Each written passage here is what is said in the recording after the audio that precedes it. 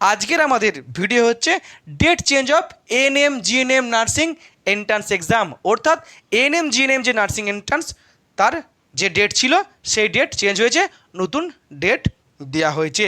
তো ভিডিওটি ভালো করে দেখুন। আর ভিডিও সম্পর্কে আপনার মতামত থাকলে বা এএনএম জিএনএম নার্সিং পরীক্ষার নিয়ে কোনো জিজ্ঞাসা থাকলে অবশ্যই কমেন্ট বক্সে জানাবেন। আমি চেষ্টা করব সঠিক তথ্য দিয়ে আপনাদের প্রশ্নের উত্তর দেওয়ার। West Bengal joint entrance board একটি নোটিশ দিয়েছে, যেখানে বলা হয়েছে যে এক্সাম ডেটের চেঞ্জ কথা, অর্থাৎ যেখানে এক্সাম ডেট অর্থাৎ এক্সামের দিনের চেঞ্জের কথা বা পরিবর্তনের কথা বলা হয়েছে। এএনএম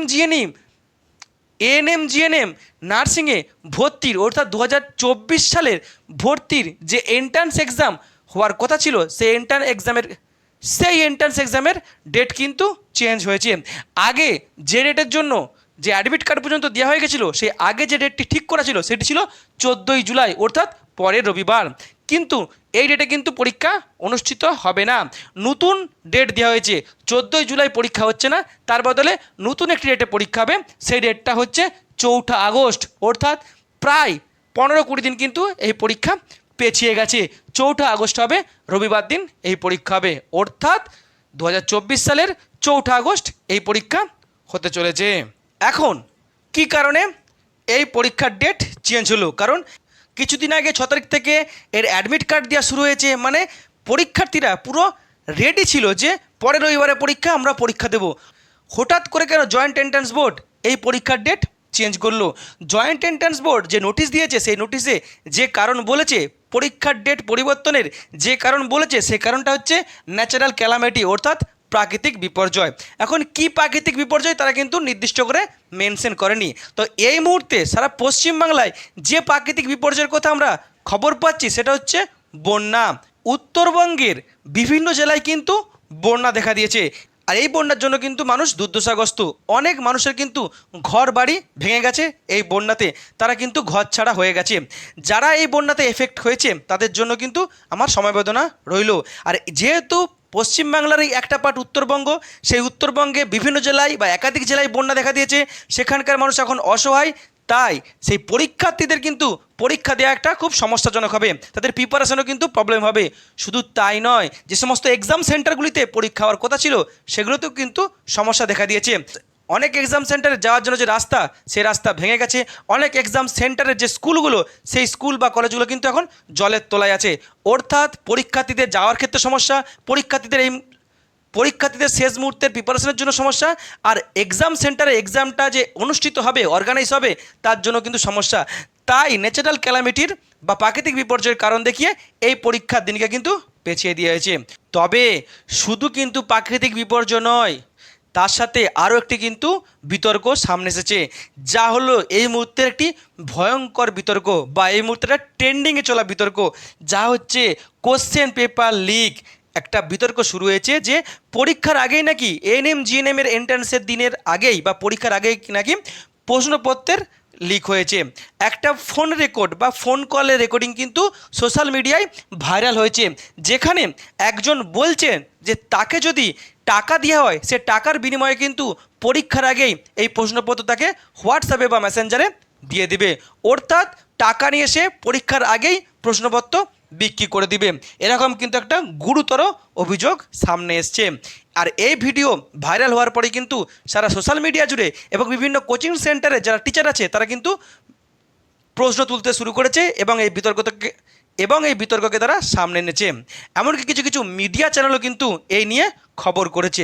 কিন্তু ওই যে কল রেকর্ডটা ভাইরাল হয়েছে সেটা কি সত্যি না মিথ্যা না ফেক, সেই নিয়ে কিন্তু এখনও সত্যতা যাচাই হয়নি। এখন এই যখন খবর সামনে এসেছে, সেই নিয়ে কিন্তু একটা যে দুর্নীতির অভিযোগ সামনে এসেছে। আমরা দেখেছি কিছুদিন আগে কিন্তু প্রশ্নপত্র ফাঁস নিয়ে নিটের অল ইন্ডিয়াতে যে মেডিকেল এন্ট্রান্স, সেই নিয়ে একটা বিরাট বড় বিতর্ক হয়েছে এবং সুপ্রিম কোর্টে কিন্তু সেই কেস গড়িয়েছে। এমনকি প্রশ্নপত্র লিকের জন্য কিন্তু যে নেট পরীক্ষা, সেই নেট পরীক্ষাকে বাতিল করে দেওয়া হয়েছে। অর্থাৎ কেন্দ্র সরকারের বিভিন্ন পরীক্ষাতে এই দুর্নীতির খবর সামনে এসেছে। আমরা জানি কেন্দ্র সরকার কিন্তু একা নয়, দুর্নীতির মামলাতে কিন্তু রাজ্য সরকার পেছিয়ে নেই। তাই রাজ্য সরকারের একটা গুরুত্বপূর্ণ পরীক্ষা, সেখানেও কিন্তু এই দুর্নীতির অভিযোগ উঠেছে, বিতর্ক ছড়িয়ে পড়েছে।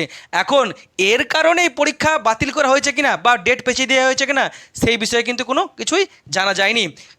বোর্ড বলেছে যে প্রাকৃতিক বিপর্যয়ের কারণে পরীক্ষার দিন পেছিয়ে দেওয়া হয়েছে। আচ্ছা, বোর্ড বা এই যে সরকার যে পরীক্ষার দিন পেছিয়ে দিল, এর ফলে কী প্রভাব পড়তে চলেছে পরীক্ষার্থীদের উপরে? First, demotivation for some candidate. কিছু কিছু পরীক্ষার্থী আছে যারা কিন্তু খুব ভালোভাবে প্রিপারেশান নিচ্ছিল এবং তারা জানে হাতে আর বেশি সময় নাই, তারা সেইভাবেই কিন্তু প্রিপারেশান নিচ্ছিল। তারা জানতো যে অনেকটা পড়ছি, এবারে পরীক্ষাটা হয়ে যাক, তারা চাইছে যে দ্রুত পরীক্ষাটা হয়ে যাক। এবং তাদের ক্ষেত্রে কিন্তু এটা ডিমোটিভেটেড হতে পারে বা তাদেরকে ডিমোটিভেশন হতে পারে, অর্থাৎ তারা হতাশ হয়ে যেতে পারে। তারা চাইছিল পরীক্ষাটা এরপর শেষ হয়ে যাক, কিন্তু যদি পরীক্ষা পেছিয়ে যায় তারা হয়তো বিরক্ত হয়ে যেতে পারে। আবার সেই পরীক্ষায় গিয়ে আবার সেই পড়াশোনা নিয়ে যেতে হবে, এগিয়ে আবার পরীক্ষার দিন পেছিয়ে গেল, একটা বিরক্ত কিন্তু আসতে পারে। এর ফলে তাদের পরীক্ষার উপরও কিন্তু প্রভাব পড়তে পারে। নেক্সট কি, extra time for some candidates. আবার অনেক পরীক্ষার্থীদের কাছে কিন্তু এই যে এক্সামের ডেট পেছিয়ে গেছে তার ফলে কিন্তু ভালো হয়েছে, তারা কিন্তু একটা এক্সট্রা সময় পেয়েছে প্রায় 15-20 দিনের। এই সময়টাকে যদি তারা কিন্তু ইউটিলাইজ করতে পারবে, যেগুলো তাদের পড়া হয়েছে সেগুলো তারা রিভিশন দিতে পারবে, যে দু একটা টপিক তারা ছেড়ে দিয়েছিল সেটা নতুন করে তারা তৈরি করতে পারবে। অর্থাৎ এই সময়টাকে যদি তারা ভালো করে কাজে লাগায় তাদের কিন্তু খুব ভালো রেজাল্ট হবে। নেক্সট কি, অ্যাডমিট কার্ড কি চেঞ্জ হয়ে যাবে? আবার নতুন করে কি অ্যাডমিট কার্ড ডাউনলোড করতে হবে? না, অ্যাডমিট কার্ড কিন্তু সেমই আছে, কোনো চেঞ্জ হয়নি। নতুন করে অ্যাডমিট কার্ড ডাউনলোডের কথা কিন্তু বোর্ড বলেনি। অর্থাৎ তুমি যে অ্যাডমিট কার্ডটি ডাউনলোড করেছো সেই অ্যাডমিট কার্ড নিয়ে তুমি পরীক্ষা দিতে যেতে পারবে।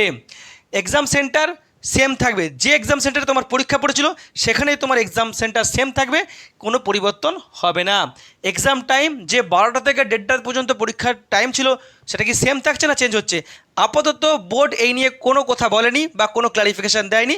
তার মানে যে টাইমে পরীক্ষা হওয়ার কথা ছিল সেই টাইমের পরীক্ষা হবে, কোনো চেঞ্জ কিন্তু হচ্ছে না। নেক্সট, এক্সাম ডেট চেঞ্জ, শুধুমাত্র পরীক্ষার দিনটা চেঞ্জ হয়ে গেছে। এবং তুমি পরীক্ষা দিতে যে পুরনো অ্যাডমিট কার্ড নিয়ে যাবে, যে অ্যাডমিট কার্ডটা তুমি অলরেডি ডাউনলোড করে নিয়েছো, সেখানে কিন্তু এক্সামের ডেট দেওয়া আছে 14 জুলাই, অথচ তুমি পরীক্ষা দিতে যাবে 4 আগস্ট। অর্থাৎ ওই 14 জুলাই পরীক্ষার ডেট লেখা আছে, ওই ডেট নিয়েই তুমি পরীক্ষা দিতে যাবে সেই অ্যাডমিট কার্ড নিয়েই, এতে কোনো সমস্যা হবে না। যদি নতুন করে বোর্ড নোটিফিকেশান দেয় যে নতুন করে অ্যাডমিট কার্ড তুলতে হবে, তাহলে তুমি নতুন করে অ্যাডমিট কার্ড ডাউনলোড করবে, না হলে করার দরকার নেই। পুরনো অ্যাডমিট কার্ডে কোনো সমস্যা হবে না, তোমার কোনো বাধা থাকবে না। নেক্সট কি, question paper leak controversy. Question paper leak নিয়ে একটা কন্ট্রোভার্সি হয়েছে, কিন্তু তার ফলে কি কোশ্চেন পেপার চেঞ্জ হয়ে যাবে? অর্থাৎ যে কোশ্চেন পেপারটা ঠিক করেছিল পর্ষদ বা আমাদের বোর্ড যে পরীক্ষা নেব, সেটা কি চেঞ্জ করা হয়ে যাবে বা সেটা কি চেঞ্জ হবে? এইরকম কিন্তু কোনো মেনশন করা হয়নি এই নোটিশে। যেটা ঠিক করা ছিল সেই কোশ্চেন পেপারই পরীক্ষা হবে না নতুন করে নতুন কোশ্চেন পেপার সেট করা হবে, এই নিয়ে কিন্তু কোনো ক্লারিফিকেশান নেই, এই নিয়ে কিন্তু কোনো কিছু ভেবে লাভ নেই। নেক্সট কি, লেট ফর অ্যাডমিশন প্রসিডিওর। এই যে পরীক্ষার দিন প্রায় 15-20 দিন পেছিয়ে গেল, এর ফলে কিন্তু অ্যাডমিশন প্রসিডিওরটা অনেকটা পেছিয়ে যাবে। পরীক্ষার দিন পেছিয়ে গেল, তাহলে রেজাল্ট বের করতে পেছিয়ে যাবে, কাউন্সিল হতে পেছিয়ে যাবে। তো অর্থাৎ এক্সাম প্রসিডিওরটা কিছুটা পেছাবে বা ভর্তির প্রসিডিওরটা কিছুটা পেছাবে বা পিছিয়ে যাবে।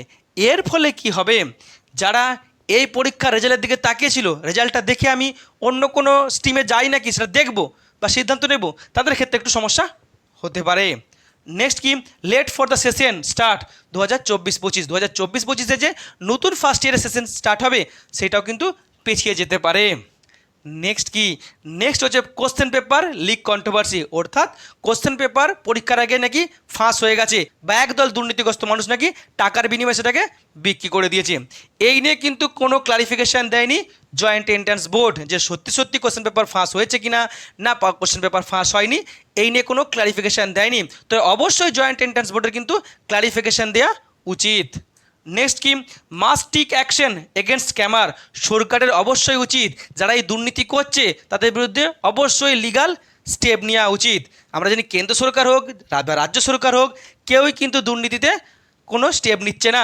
অলরেডি রাজ্য সরকার বা কেন্দ্র সরকারের যে সমস্ত শাসক দলের নেতারা বা মন্ত্রী আছে তারা কিন্তু ডাইরেক্টলি ইনডাইরেক্টলি এই সমস্ত স্ক্যামের সাথে যুক্ত। তাই অবশ্যই সে যেই হোক না কেন সে জয়েন্ট এন্ট্রান্স বোর্ডের কোনো অফিসার হতে পারে, কিংবা রাজ্য সরকারের অন্য কোনো অফিসার হতে পারে, কিংবা এক্সাম সেন্টারের কোনো টিচার হতে পারে, এমনকি যদি কোচিং সেন্টারের কেউ টিচার হয় যারা এই স্ক্যামগুলো করছে, বা শাসক দলের কোনো নেতা বা মন্ত্রী যারাই করুক না কেন, অবশ্যই তাদের বিরুদ্ধে লিগাল স্টেপ নেওয়া উচিত। নেক্সট কি, government must take action for free and fair exam. যে সমস্ত পরীক্ষাগুলো হচ্ছে, সেই সমস্ত চাকরির পরীক্ষা হোক, কম্পিটিটিভ এক্সামের পরীক্ষা হোক, কিংবা এরকম এন্ট্রান্স এক্সাম, সমস্ত পরীক্ষাগুলোই সরকারের উচিত যে ফ্রি আর ফেয়ার বা স্বচ্ছভাবে করানোর জন্য যতটা সম্ভব ততটাই যা যে সিদ্ধান্ত নেওয়া তা নেওয়া উচিত। নেক্সট কি, bad effect on able candidate. এইভাবে যদি কোশ্চেনপত্র ফাঁস হয়ে যায় বা প্রশ্নপত্র ফাঁস হয়ে যায়, টাকার বিনিময়ে যদি প্রশ্নপত্র বিক্রি করে দেওয়া হয়, তাহলে যারা যোগ্য, যারা সারা বছর সঠিকভাবে বা খেটে পরিশ্রম করে এই প্রিপারেশন নিয়েছে, তাদের প্রতি কিন্তু অবিচার করা হবে, তাদের উপরে কিন্তু একটা বাজে প্রভাব পড়বে। নেক্সট কি, bad effect on the next generation. যারা পরবর্তী প্রজন্মের যারা নার্স হওয়ার স্বপ্ন দেখছে, তাদের উপরে কিন্তু একটা বাজে প্রভাব পড়তে পারে বা এফেক্ট পড়তে পারে। তারা জানে পরীক্ষাটা যদি দুর্নীতি হয়, তাই আমাদের পড়াশোনা করে লাভ নেই, যা হবে দেখা যাবে। তার ফলে শিক্ষা ব্যবস্থা কিন্তু ভেঙে পড়বে। আর আমরা জানি শিক্ষা হচ্ছে সমাজের মেরুদণ্ড। শিক্ষা যদি ভেঙে পড়ে, তাহলে পুরো সমাজটা ভেঙে পড়বে। নেক্সট কি, bad effect on health sector. এখন আমার ছেলে তো নার্সিংয়ে এক্সাম দিচ্ছে না, আমার ছেলে বা মেয়ে তো নার্স হবে না, তাই আমার এসব ভেবে লাভ নেই, কোথায় দুর্নীতি হচ্ছে না হচ্ছে আমার ভেবে লাভ নেই। বড় ভুল। কারণ এটা কিন্তু শুধু শিক্ষার সাথে যুক্ত নয়, স্বাস্থ্য দপ্তরে বা স্বাস্থ্য যে সেক্টর, হেলথ সেক্টরের সঙ্গে যুক্ত। আজকে যারা টাকা দিয়ে কোশ্চেন পেপার কিনে নার্স হবে বা অযোগ্যরা নার্স হবে, তারা কিন্তু তোমাকে কিছুদিন বাদে চিকিৎসা করবে বা তোমার সেবা শুশ্রূষা করবে। তখন কিন্তু তোমার জীবন নিয়ে খেলা হবে। আজকে তুমি এড়িয়ে যাচ্ছ, আজকে তুমি প্রতিবাদ করছো না, তাহলে কিন্তু একদিন দেখবে তোমার যারা ওটি করছে সেই ডাক্তারের পাশে যে নার্স দায়িত্বে আছে, সে হচ্ছে দুর্নীতিগ্রস্ত নার্স, সে সঠিকভাবে পরীক্ষা দিয়ে নার্স হয়নি, অর্থাৎ সে তোমার জীবন নিয়ে খেলা করবে। অর্থাৎ এই দুর্নীতিতে কিন্তু তোমার জীবনও কিন্তু বিপদগ্রস্ত হতে পারে। এই হলো আজকের ভিডিও, যেখানে এই টোটাল বিষয়টিকে সুন্দরভাবে তুলে ধরার চেষ্টা করলাম। এখন যারা পরীক্ষা দেবে তাদেরকে জন্য আরও একবার অল দ্য বেস্ট। পরীক্ষার ডেট পেছিয়ে গেছে, ডিমোটিভেট হবে না, ভালো করে প্রিপারেশন নাও। এক্সাম পেপার লিক হয়েছে, এই যে বিতর্ক, এতেও ডিমোটিভেট হবে না, ভালো করে পরীক্ষা নাও। যেখানে প্রতিবাদ করার আছে প্রতিবাদ করো, সোশ্যাল মিডিয়ায় প্রতিবাদ করো, অন্যান্য প্ল্যাটফর্মে প্রতিবাদ করো, কিন্তু প্রিপারেশনটা চালিয়ে যাও। এই যে ডেট পেছিয়ে গেল, হয়তো এটাই তোমার জন্য অভিশাপ নয়, আশীর্বাদ হতে পারে। সবার ভালো পরীক্ষা হোক, এই শুভ কামনা করি। পরীক্ষা বিষয়ে কোনো কিছু জানার থাকলে অবশ্যই কমেন্ট বক্সে জানাবে। ভিডিওটি এখানে শেষ হলো। ভিডিওটি যদি ভালো লাগে অবশ্যই লাইক, কমেন্ট, শেয়ার এবং চ্যানেলটি সাবস্ক্রাইব করতে ভুলবেন না। আবার দেখা হবে নতুন একটি ভিডিওতে। ততক্ষণ পড়তে থাকো, হাসতে থাকো।